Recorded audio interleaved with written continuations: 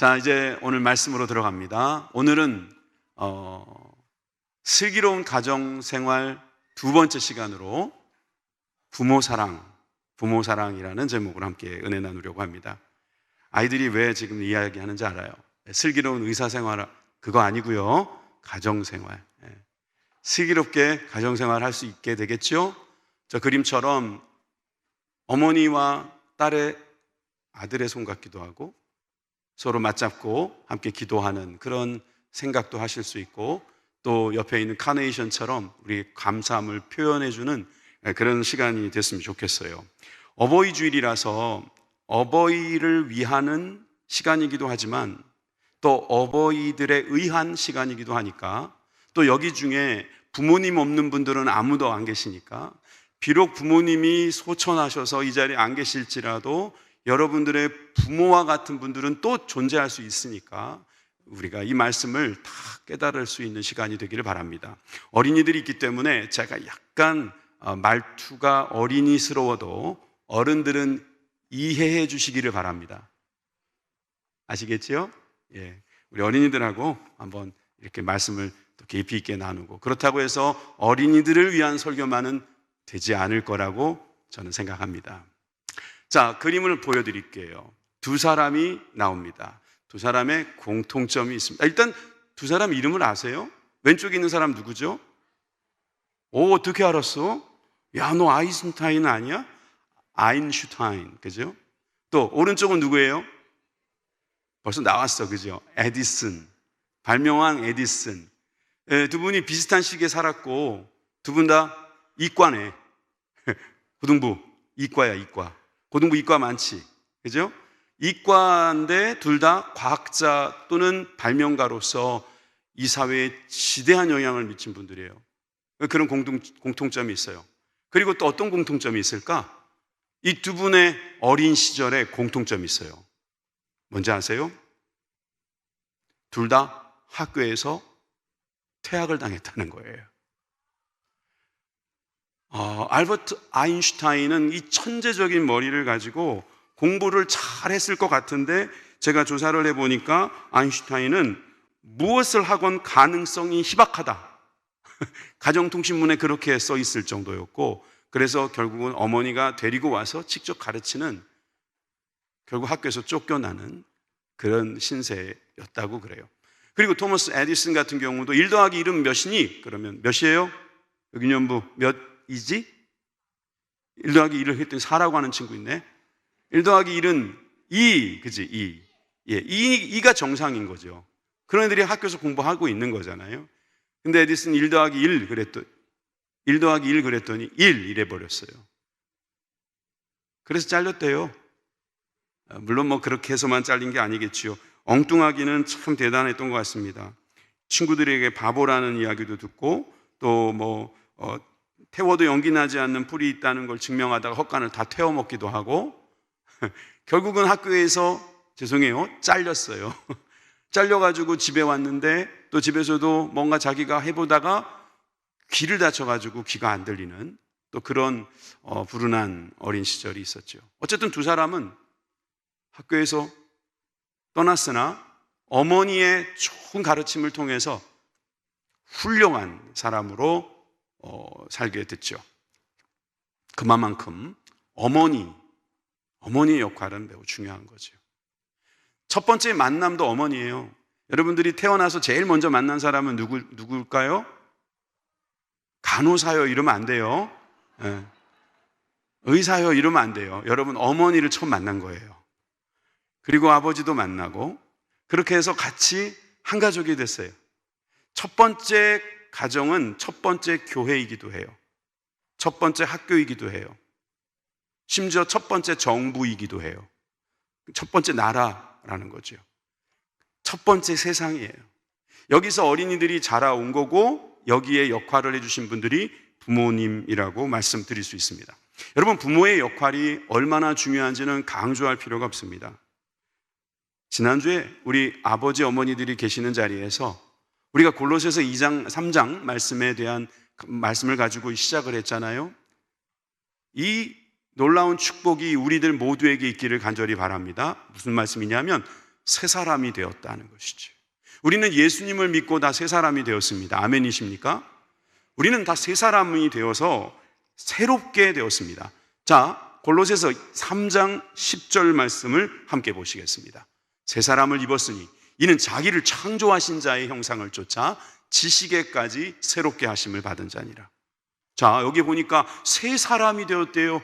예수님 믿고 우리가 새 사람이 된 거예요. 새 사람이 된 사람의 특징은 뭐냐면은 각 사람에게서 하나님 창조하신 자의 형상이 보인다는 거죠. 이 형상, 하나님의 형상을 우리가 쫓아가게 됐다는데, 그 형상을 쫓아간다는 것은 결국 예수님을 말하는 것이기도 하지만 여러분, 각 사람에 있는 예수님이 보이는 거예요. 하나님의 형상이 보이는 사람은 변화가 되죠. 어떻게 변화돼요?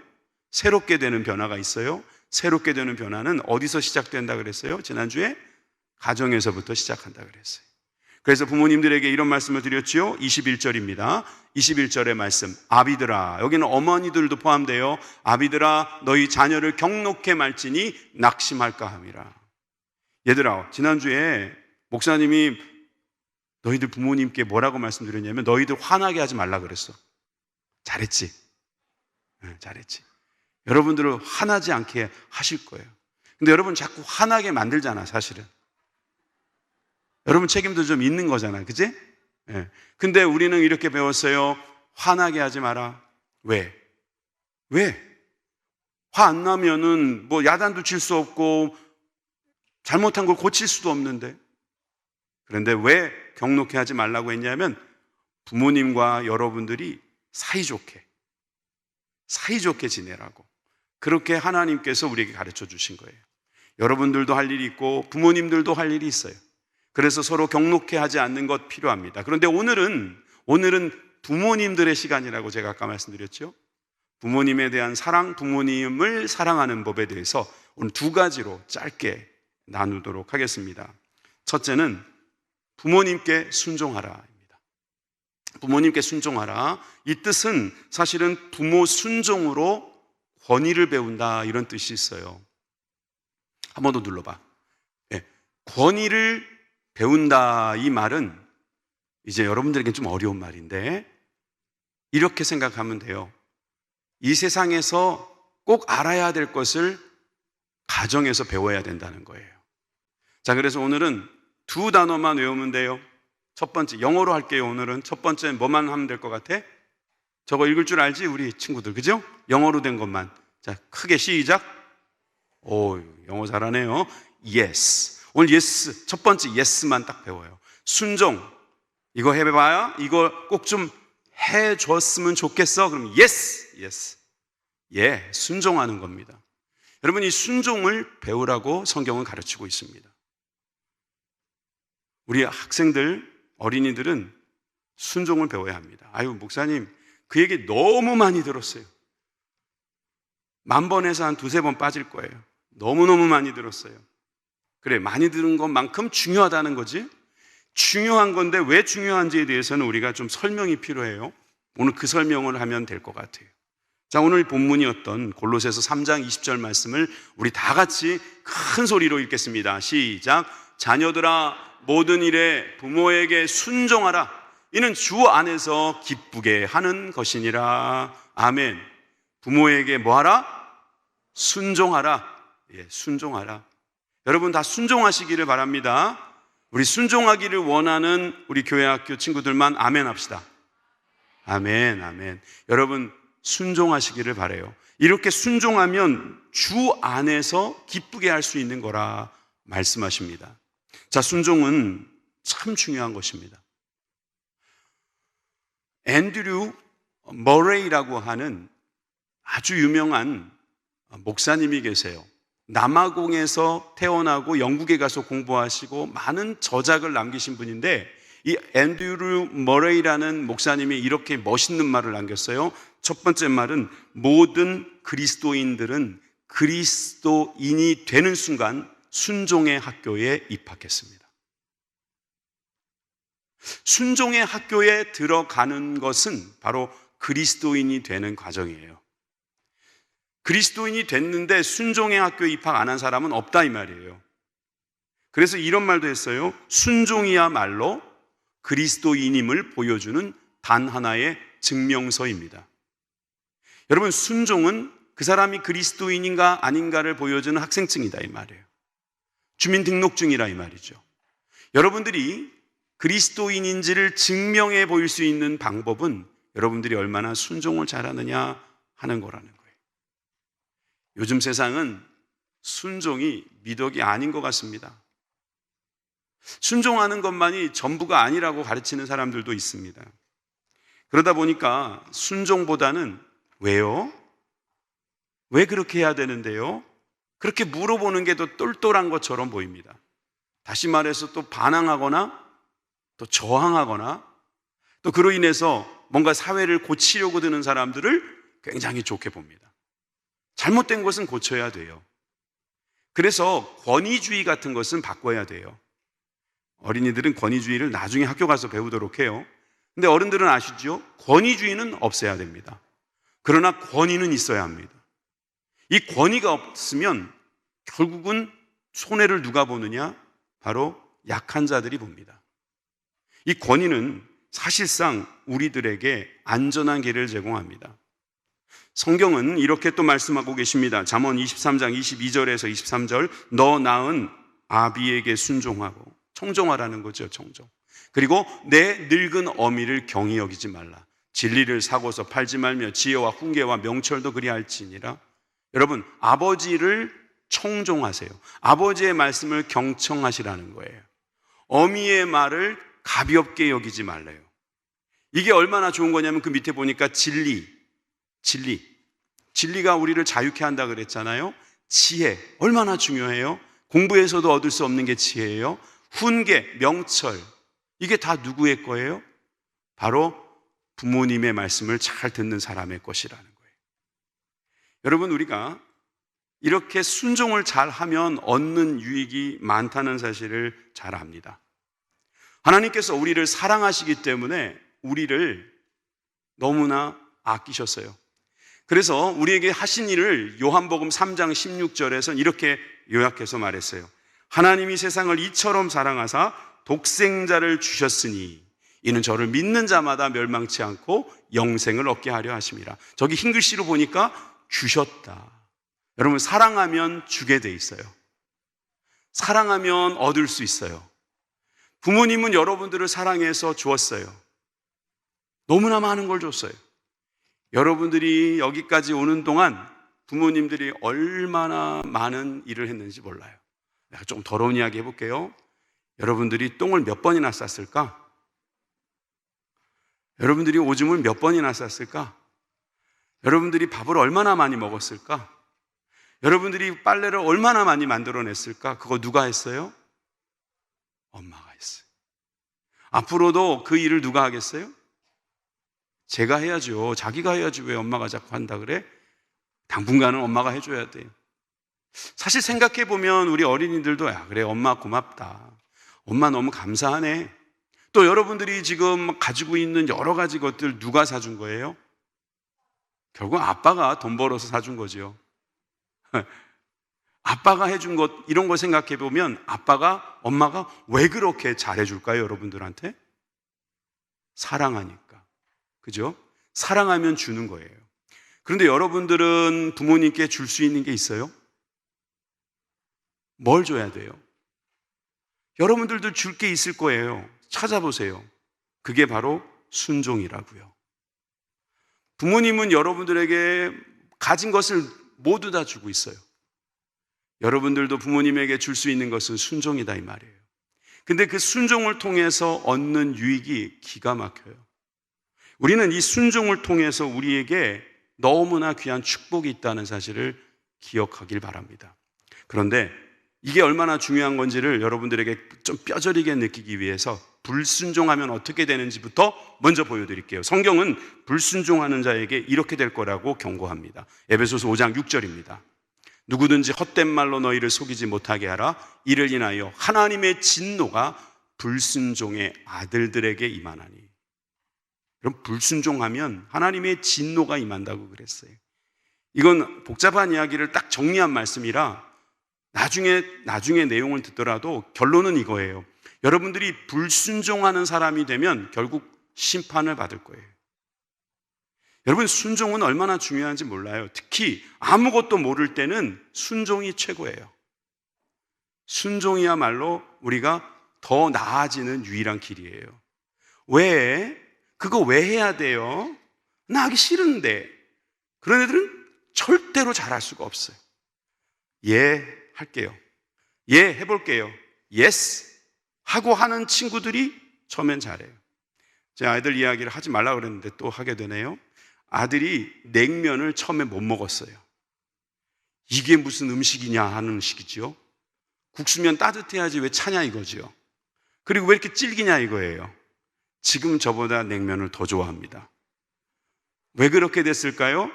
가자고 하니까 그냥 갔기 때문이고 주니까 먹었기 때문이에요. 순종했더니 냉면도 잘 먹고 저렇게 잘 자라났어요. 저는 우리 모두가 순종으로 하나님의 진노를 면하고 또 복을 받는다는 사실을 꼭 기억하길 바랍니다. 권위 이야기를 다시 할게요. 순종함으로 말미암아 우리는 권위를 배우는 거예요. 어릴 적에 아이들이 순종을 잘 배우면, 특히 부모님께 순종을 잘하는 아이들이 나가서도 순종을 잘합니다. 그러니까 선생님께도 순종을 잘해요.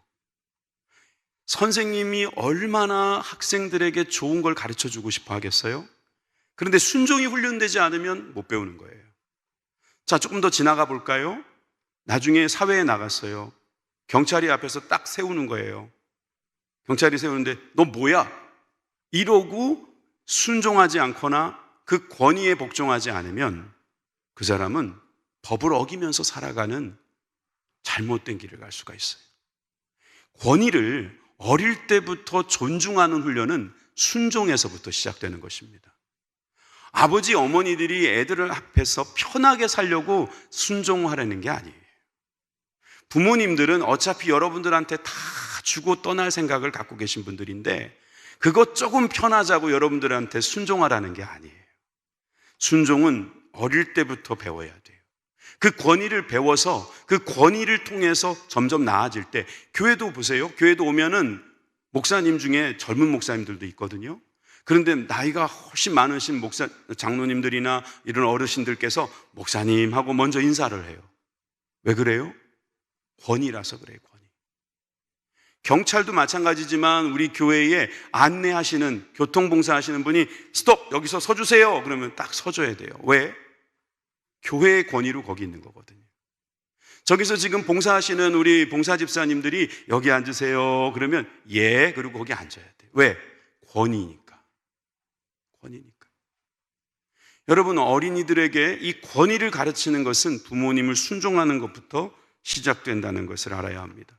이삭을 생각해 보세요. 이삭은 아브라함의 아들이잖아요. 아브라함의 아들 이삭이 어느 정도 나이가 되냐면은 지금 여기 중등부 3학년이나 고등부 1학년 정도 되는 아주 힘센 나이가 됐어요. 그리고 아브라함은 한 110 몇 살 정도 됐겠죠.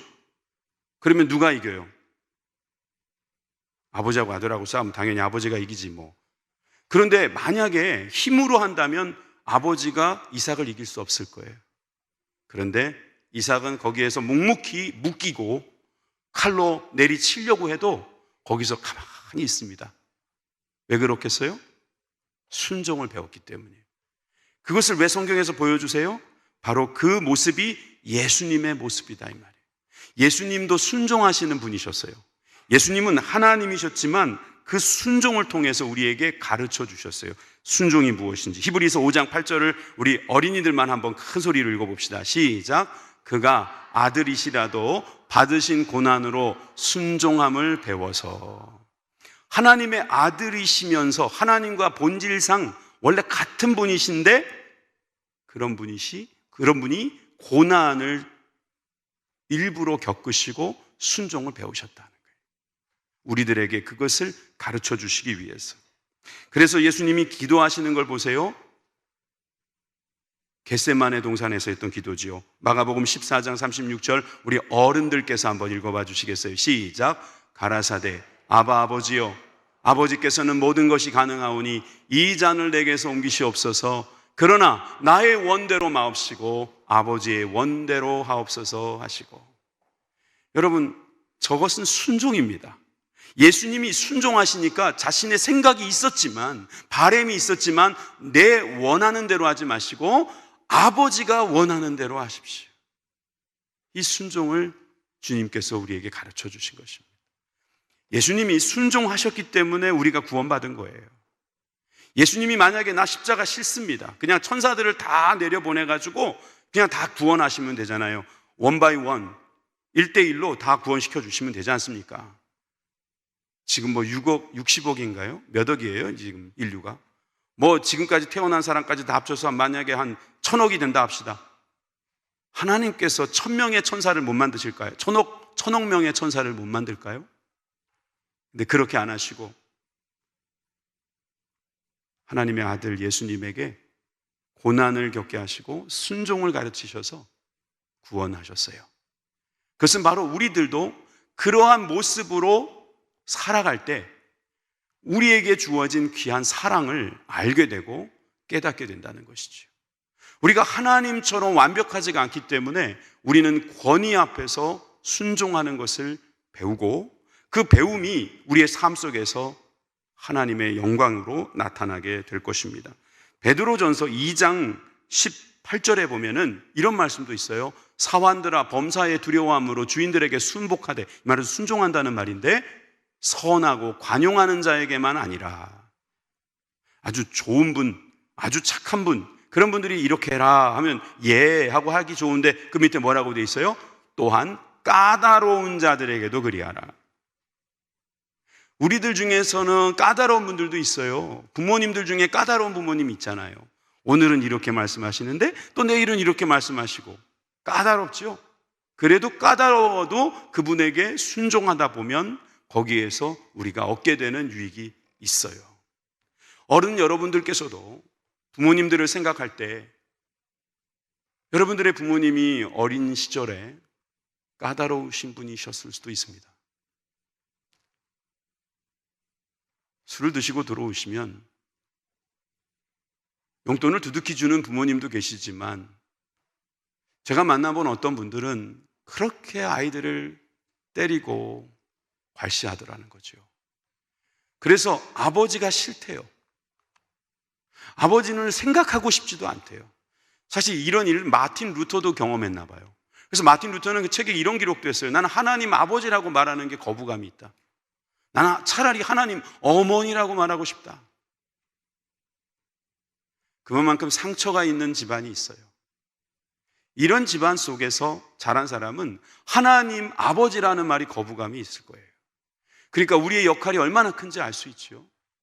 특히 아버지들은 지난주의 말씀에 이어서 자녀들을 경록해 하지 마십시오. 그리고 자녀들은 까다로우시더라도 순종하십시오. 그렇게 될 때 가정생활이 슬기롭게 아름답게 이루어질 것입니다.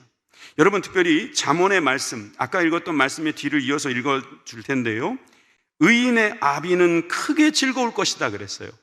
여러분들이 의인의 삶을 살면 아버지들이 크게 즐거울 거래요. 지혜로운 자식을 낳은 자는 그로 인하여 즐거울 것이래요. 내 부모를 즐겁게 하며 너 낳은 어미를 기쁘게 하래요. 내 아들아, 내 마음을 내게 주며 내 눈으로 내 길을 즐거워할지어다. 여러분, 즐거워하는, 기뻐하는, 여러분, 우리가 부모님들을 기쁘게 할 수 있는 것은 뭐라고요? 순종이라고요. 부모님들은 우리에게 다 주고 계세요. 우리는 부모님께 해줄 수 있는 거 순종이에요. 순종은 어려운 게 아니에요. 그냥 예스 하면 되는 거예요. 특히 나쁜 사람이 여러분들에게 명령을 하는 경우가 있을 수 있는데 그럴 때는 순종할 필요 없어요. 안 하겠습니다. 그냥 no 하면 돼요. 근데 여러분들의 부모는 여러분들이 잘 되라고 하시는 말씀이에요. 그러니까 순종해야 돼요. 부모님의 말씀은 무조건 순종하시는 게 좋아요. 이런 질문도 있겠죠. 교회 가지 말라는 말도 순종해야 되나요? 참 어려운 질문이에요. 그날 무슨 이유 때문에 교회를 못 가게 하시면 여러분 그냥 교회 나오지 마세요. 저도 이런 말 하고 싶지 않고 이런 말이 얼마나 위험한 말인지 알아요. 그렇지만 그날만 오지 마시고 다음날 오세요. 왜? 아버지가 아직 모르니까. 왜 예수님을 믿어야 되는지 모르니까. 그렇지만 아버지의 말씀에는 순종하고 아버지보다 더 크신 하나님의 말씀에도 순종하기를 바라요.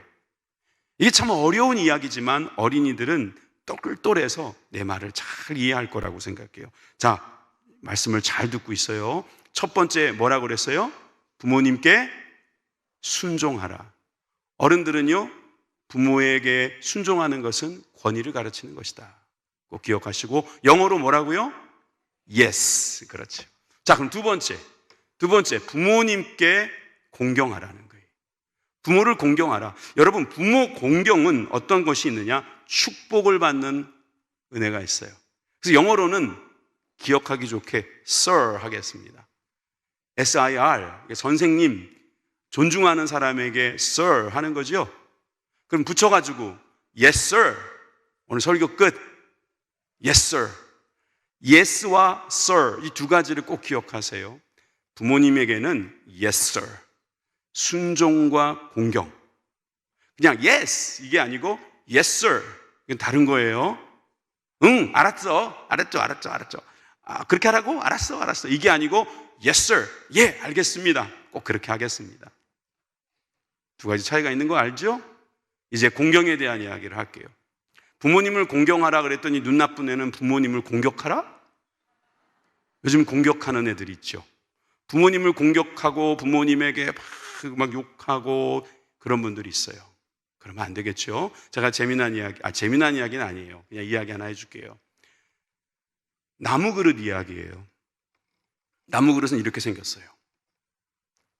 나무로 그릇을 만든 거죠. 저 그릇 이야기를 할게요. 어떤 아버지가 계셨는데 이 아버지가 치매에 걸렸어요. 이 치매에 걸려가지고 점점점 나빠지시기 시작하더니 급기야는 어떤 일을 하시냐 하면은 식사를 하시다가 자꾸 밥상을 이렇게 손으로 치시는 거예요. 나중에는 급기야 그릇을 집어 던지고 반찬 그릇을 던지고 국 그릇을 던져가지고 있는 그릇마다 다 깨져버렸어요. 그러니까 그 치매에 걸린 아버지를 보던 그 아들이 나무 그릇으로 바꿔드렸어요. 그 다음부터는 던져도 나무가 안 깨지니까 그 다음에는 잘 드셨겠죠. 그런데 어느 날 집에 와보니까 아들이 저 나무 그릇을 만들고 있는 거예요. 아들아, 너는 뭐 하냐? 그러니까 치매 걸린 할아버지의 손자지요.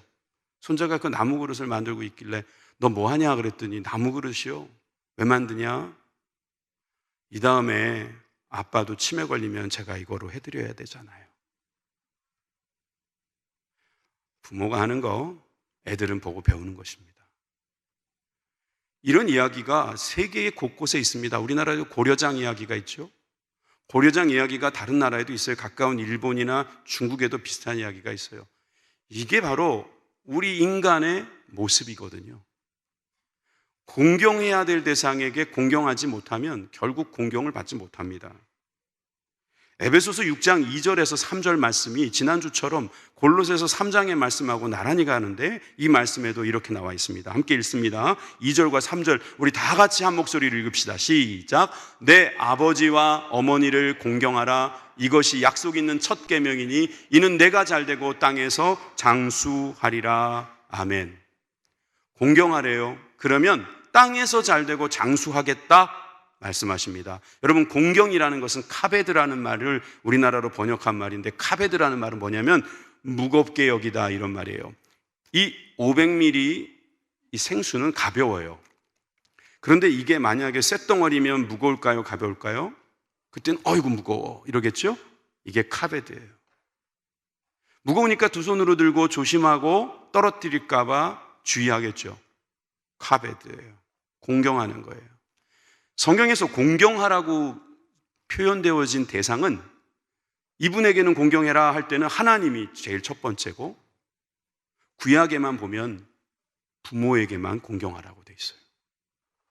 그 정도로 부모님은 공경해야 될 뿐이에요. 아까도 순종한다는 것은 권위를 배운다고 말했는데 이 공경은 순종을 하는 사람만 할 수 있는 일이에요. 근데 공경하는 마음이 있어야지 사실 순종할 수 있는 거죠. 부모님의 말씀을 가볍게 여기는 사람이 어떻게 공경해요? 이 공경이 훈련되지 않은 사람은 상대방을 존중할 줄 모릅니다.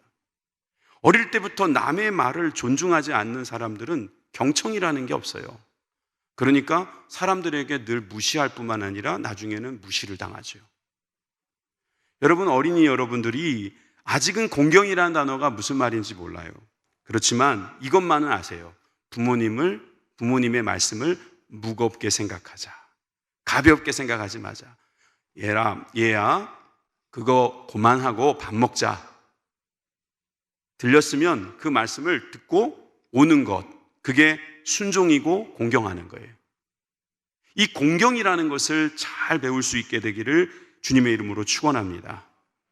이게 십계명에도 나와 있는 말씀이잖아요. 십계명에 나와 있는 출애굽기 20장 12절 말씀을 볼게요. 내 부모를 공경하라. 그리하면 너의 하나님 나 여호와가 내게 준 땅에서 내 생명이 길리라. 아까도 장수한다고 그러시더니 또 생명이 길 거라고. 하나님께서는 막 선물을 푸짐하게 준비하셨네. 내 부모를 공경하라. 십계명 다 외워요? 여러분? 십계명 외우는 방법 알려드릴게요. 자, 십계명 한번 보여주세요. 한 분이신 여호와 하나님을 섬기라. 두 마음으로 우상을 섬기지 마라. 삼가 여호와의 이름을 망령되 일컫지 마라. 사사로이 안식일을 범하지 마라. 오직 내 부모를 공경하라. 육신을 살인하지 마라. 칠흑 같은 마음으로 간음하지 마라. 팔뚝을 찍을지라도 도둑질을 하지 마라. 구차하게 거짓 증거하지 마라. 십자가를 굳게 잡고 남의 것을 탐내지 마라. 다 외워졌죠? 근데 이제 십계명에 보면 돌판 2개로 만들었다 그랬어요. 첫 계명부터 4계명의 한 돌판, 나머지 한 돌판에는 5계명부터 10계명까지 기록되어 있는데, 저기 자세히 보면은 1부터 4까지는 하나님과의 관계에 대한 내용이에요. 그리고 5부터 10까지는 인간 사회 속에서의 관계 이야기예요. 그런데 부모님을 중심으로, 오직 내 부모를 공경하라, 저기를 기점으로 해서 아랫부분과 윗부분을 연결해주는 말씀이에요. 오직 내 부모를 공경하라. 이게 그만큼 중요한 거예요. 하나님과의 관계와 인간관계 사이에서 부모 관계가 잘 되어 있지 않으면 인간관계 속에서도 다 망치는 거예요. 저 십계명이 그냥 랜덤으로 된 게 아니에요. 랜덤 알지요, 여러분들? 랜덤으로 된 게 아니라 중요성, 또 그 순서에 따라서 필요하기 때문에 주신 말씀인데, 여러분, 사람과의 관계에서 가장 우선되는 것은 부모를 공경하는 거라고 가르치고 계십니다. 그래서 이 부모를 공경하는 사람에게는 하나님께서 상도 걸어 놓으셨습니다. 상을 걸어 놓은 게 신명기 5장 16절에도 나와요. 자, 우리 상 좋아하니까 한번 큰 소리로 읽어봅시다. 시작. 너는 너의 하나님 여호와의 명한 대로 내 부모를 공경하라. 그리하면 너의 하나님 여호와가 내게 준 땅에서 내가 생명이 길고 복을 누리리라. 아까 봤던 10가지 십계명 중에 약속, 이거 해주겠다 하고 약속하신 것은 부모를 공경할 때, 그거 잘하면 장수하게 해주겠다. 요즘은 장수하는 것이 그렇게 어렵지 않은 시대일 수도 있어요. 그러나 예전에는 먹고 살기 힘들었을 때 장수한다는 것은 기가 막힌 복이었겠죠? 요즘도 사실은 중요해요. 근데 오래 사는 것만 중요한 게 아니라 그 장수하면서 누릴 수 있는 낙이 있어야 되지 않겠어요? 그것까지 하나님은 다 묶어가지고 하신 말씀이겠죠. 여러분, 부모를 공경하는 사람은 그렇게 복을 받습니다. 그만큼 중요하다는 뜻이에요. 그만큼 어렵다는 뜻이에요. 뭐라고요? 그만큼 중요하다는 뜻이고 그만큼 어렵다는 거예요. 자녀를 사랑하라, 내가 너에게 이런 상을 주겠다, 성경에 그런 말이 없어요. 왜? 자녀 사랑은 거의 본능이에요. 자녀는 내 몸과 같이 사랑할 수 있어요. 그런데 부모를 내 몸과 같이 사랑하는 자녀가 많지 않은가 봐요. 그래서 여러분이 어려운 것을 하라고 하시는 거예요. 어떻게? 예수님처럼 하라는 거죠. 예수님도 마리아의 어머니에게 돌아가시면서도 그 정신없는 상황에서도 자기 제자에게 부탁하시잖아요. 여자여 보소서 아들이니이다. 내가 어머니의 아들로서 사명 마치고 돌아갑니다. 그렇게 정말 효도하는 그 아들 예수님, 마리아의 아들 예수님의 모습도 우리는 감동으로 볼 수 있어요. 신명기 27장 16절에 부모를 경홀히 여기는 자는 저주를 받을 것이다. 아까 상이야기 하시더니 경홀히 가볍게 여기는 자는 저주를 받을 것이다. 이 말씀에 대해서 모든 백성은 아멘 할지니라. 아멘 해야 돼요. 사실상 그 시대에는요, 부모님에게 불효하면요, 돌로 죽이기도 했어요. 가늠한 사람 현장에서 잡힌 거하고 똑같이 취급받았어요. 그 정도로 부모 공경은 하나님께서 상과 벌을 분명하게 만들어 놨어요. 여러분, 이것은 꼭 교회 안 다니는 사람들에게도 적용이 돼요. 교회를 안 다니는데도 부모님 공경하는 사람은 복 받을 수 있어요. 그 정도로 부모님은 중요한 분이세요. 왜 중요하겠어요? 하나님께서 여러분들을 사랑하셔서 여러분들에게 보내주신 분들이기 때문이에요. 저는 오늘 말씀을 마치기 전에 예수님이 하신 말씀 한 구절을 읽고 마치려고 그래요. 예수님께서 제자들과 또 바리새인들, 그 이스라엘 사람들이 있는 자리에서 이런 말씀을 하셨어요. 마태복음 15장 4절에서 6절 말씀 같이 보겠습니다.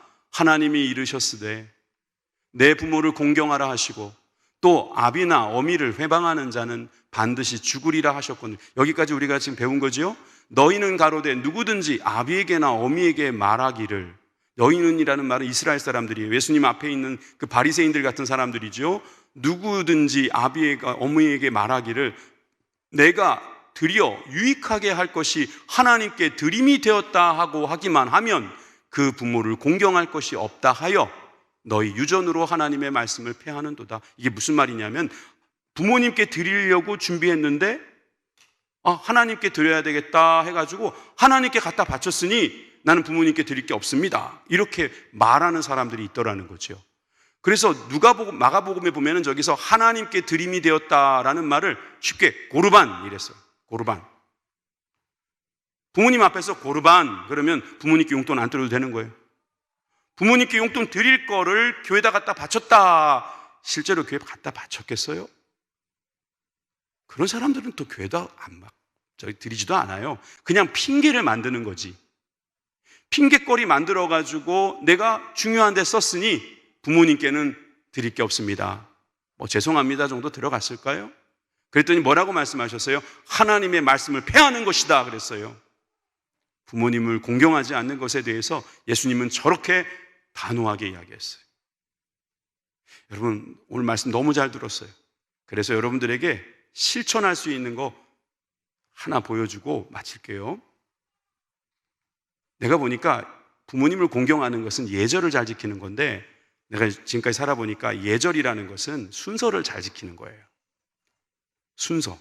먼저 할 것과 나중 할 것, 먼저 할 것과 후에 할 것, 뒤에 할 것을 잘 구분할 줄 알아야 돼요. 예를 들어서 인사하는 걸 볼게요.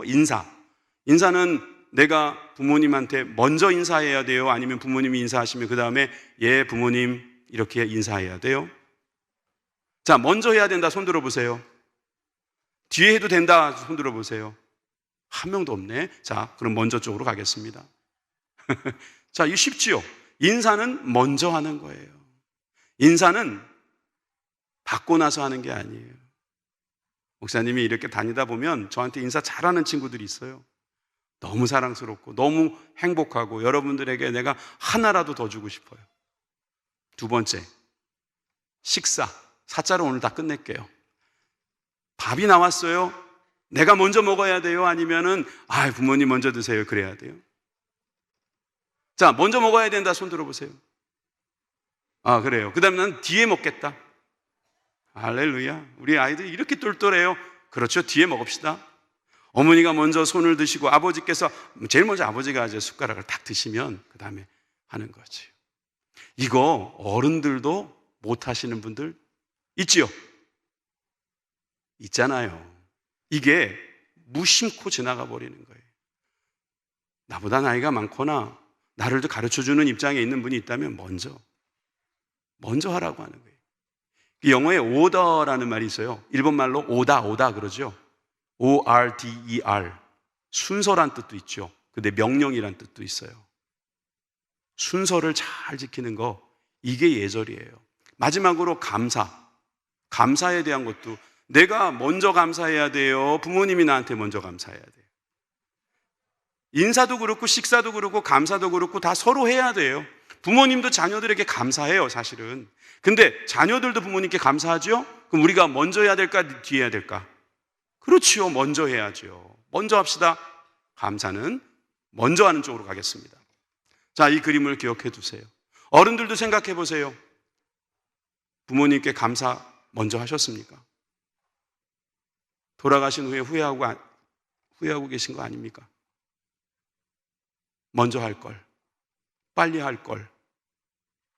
식사도 부모님 좋은 거 먼저 드시게 하고 내가 나중에 먹을 걸. 인사도 내가 자주 할 걸. 부모님들 중에 후회하신 분들 많아요. 우리 어린이들은 그러지 마세요. 우리 모두가 다 이렇게 하나님의 말씀대로 잘 순종하고 공경할 수 있게 되기를 주님의 이름으로 축원합니다.